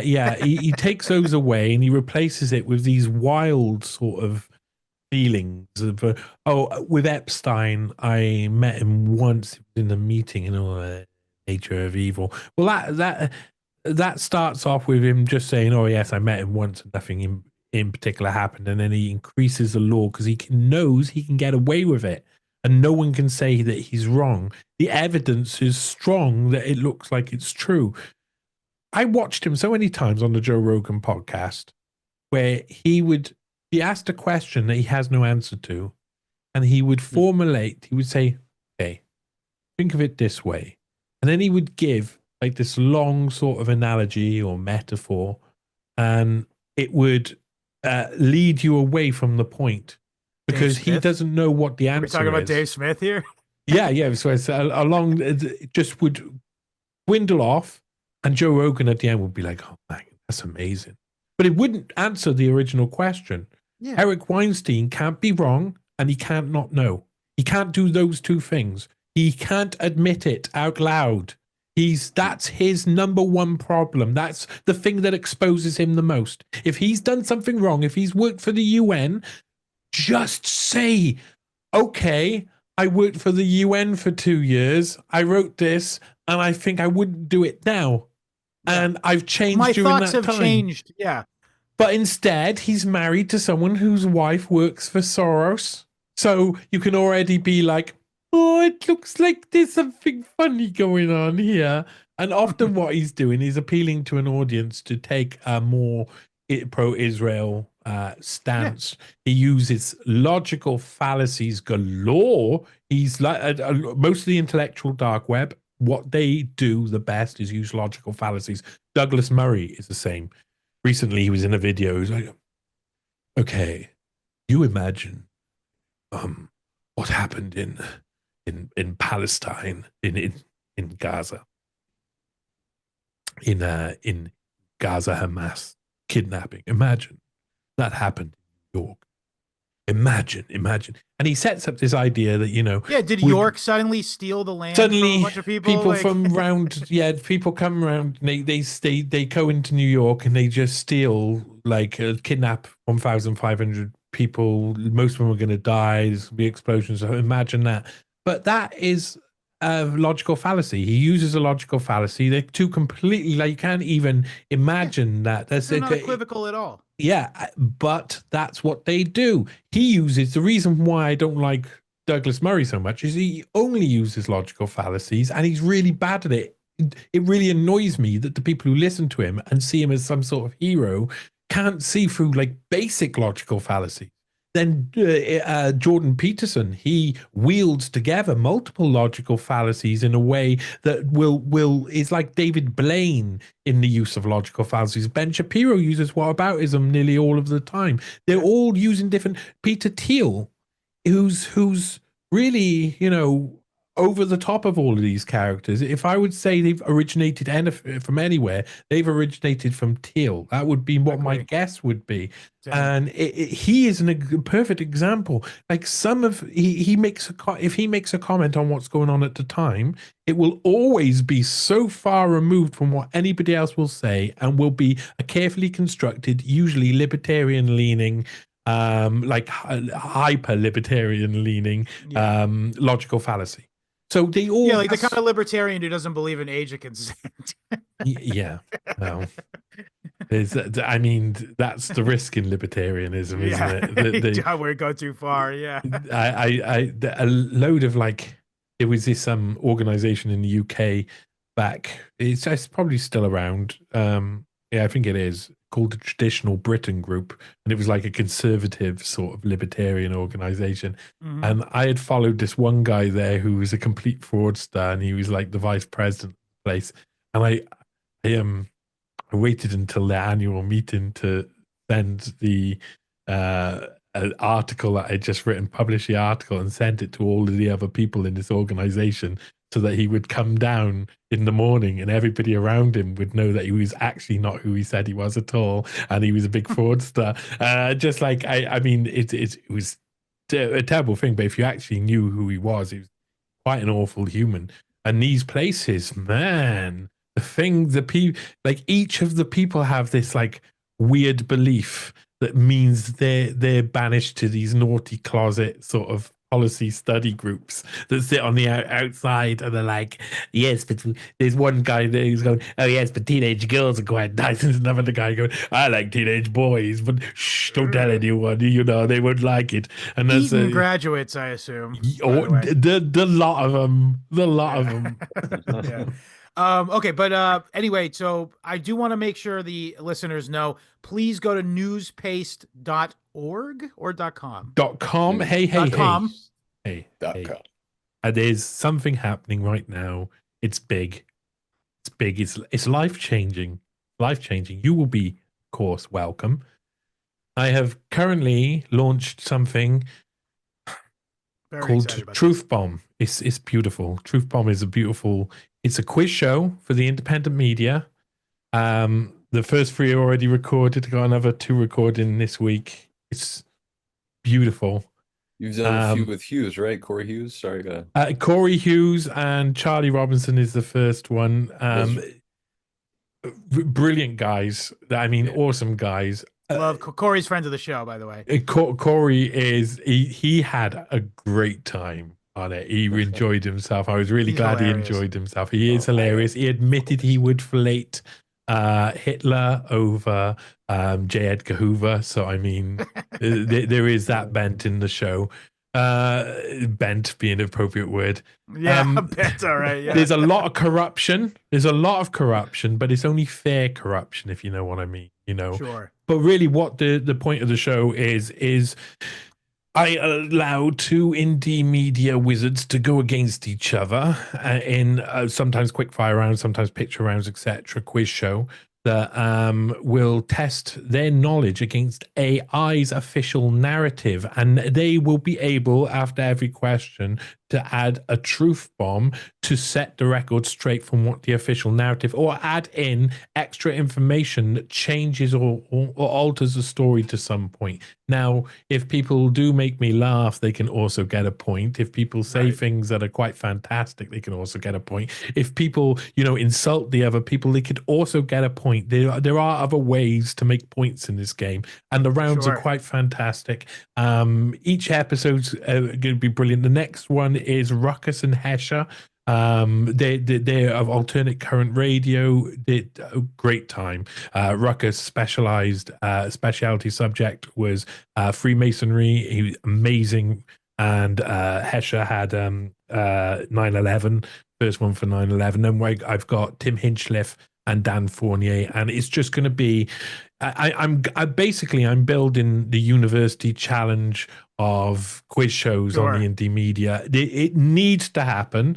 I find it Courtney Turner and Monica Perez. I was just on air with her. She was telling me about it. Oh, amazing. Really looking forward to it. I mean, really looking forward to it. It's been really fun to do. I know loads of people now. I've got a guy who's helping me book everybody. So hopefully this is going to be something that it's about setting the record straight. It's about being able to come up against the official narrative, know the official narrative, and give an alternative to the official narrative. It allows, honestly, the amount of information that comes from it allows people who are conspiracy theory orientated and not conspiracy theory orientated to both watch it together and both potentially learn new information. Love it. And of course it intends to be corrupt and a little bit silly as well. I'm all for it. I'm all for it. Please, I would love to be on the show. I actually, I just spoke with William on Saturday when we were taping last week's episode, and I mentioned to him that you had the idea to do this, perhaps. And I said I think it'd be great if he and I went head to head. Pick a date. I'm honestly, I'm really, really keen to get everybody involved. And one of the extra things about this is that I want to, first of all, I want to have people who are kind of work in the same areas together, work in the same fields together, work on the same platforms together, go against each other. There's a lot about dividing people as well, like the indie media is famous for. People, if they insult each other, they get an extra point here or there. But basically, it's also later on what I want to do is start platforming. So get people to actually introduce people together and start breaking echo chambers and getting people not only to look at what the official narrative is and understand what the official narrative is, to understand that AI will give you the official narrative, to understand what the other alternatives to any official narrative might look like, and for people who disagree to be on doing something that allows them to achieve the same ends, which in the end has to be some form of truth or their understanding or version of the truth, while also being silly and funny. Hopefully. I love it. And also, I want the listeners to please go check out your article. It's called The Third Culture. It's, if you're a listener of History Homos, this is all going to be familiar faces to you, and you're going to be loving it. So, and again, if it causes a visceral reaction for you to see some of the people that you like getting the pitchfork, maybe push through that and learn something, because I think it would be very helpful to you to do so. So, and other than that, is there anything else you want to promote to the peeps before we get out of here, Johnny? Just a Newspace podcast comes out every Thursday or so. You get everybody, you're there 2 weeks ahead on my Patreon. Truth Bombs 1 week ahead on my Patreon. Hopefully, loads more content to come. And thanks for having me on, guys. It's really nice to be with you again. It's awesome. Awesome. And for us, www.historyhomos.com is the RSS feed. We're also available on iTunes, YouTube, Spotify, BitChute, Rumble, Odyssey, Rockfin, and most importantly, please visit us at historyhomospod.substack.com. Not only do you get all of the free episodes as normal as you would on any of the other platforms, Once every week, you get a totally new bonus episode every single week. And it's not just like, we're not going to stop recording now and go, all right, Patrick, what are we talking about here this week? No, we have a whole episode where we study and prepare for, and it's 100% more History Homos if you subscribe for just $5 a month. And please help us out. Spread the word on the show. We appreciate you and love you. And also, you can follow us across social media at History Homos Pod. At this time, I can no longer say that the History Homos Telegram group is the friendliest place on the internet, but it is one of the most premier spots on the internet to share your interactions with crypto DM scammers and calling them slurs. So please go and check that out. T.me/history homos is the channel. T.me/history homos chat is the chat. That's on Telegram. Excellent platform. And then also, you can email me any questions, comments, or concerns at historyhomos@gmail.com. Die with dignity. Patrick, is there anything you'd like to say before we push off this for the day? A quote from Kurt Gogol, 1930s Vietnamese mathematician. He said, Viennese. Sorry to correct you. Did I say Vietnamese? Yeah, he's a boat person. He did boat math. His name, he didn't sound very Vietnamese. Should I say this in a Vietnamese accent then? Do it. Do it, yeah. The truth is superior. All right. No, guys, that's good. Guys, this is Kurt talking. The truth is superior to provability. Later, homos.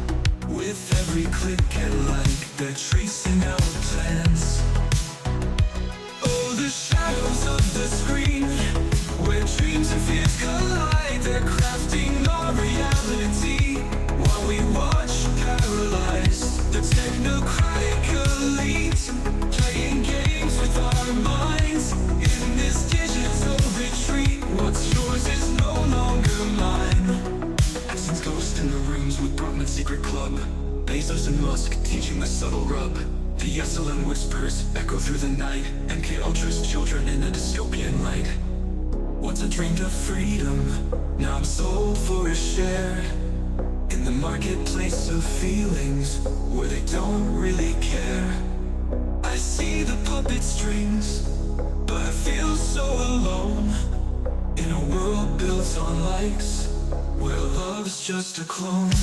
Oh, the shadows of the screen, where dreams and fears collide. They're crafting our reality while we watch paralyzed. The technocratic elite playing games with our minds in this digital retreat. What's yours is no longer mine. So I'll break the cycle. I'll tear down the walls. Find my voice in the silence, where the truth truly calls. In the shadows of the screen, I'll reclaim what is mine. No more puppeteer strings. In this heart, I'll shine.